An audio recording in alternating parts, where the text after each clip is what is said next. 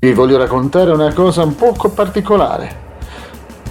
Esiste una teoria secondo la quale zio Paperon dei Paperoni, che è imparentato con Paperino e come Paperino è zio di qui, qua e qua, potrebbe essere di origine italiana, più precisamente sarda. Come possiamo dirlo? Come possiamo dimostrarlo? Beh, lui afferma di essere di origine scozzese, indossa il kilt, però suona la cornamusa.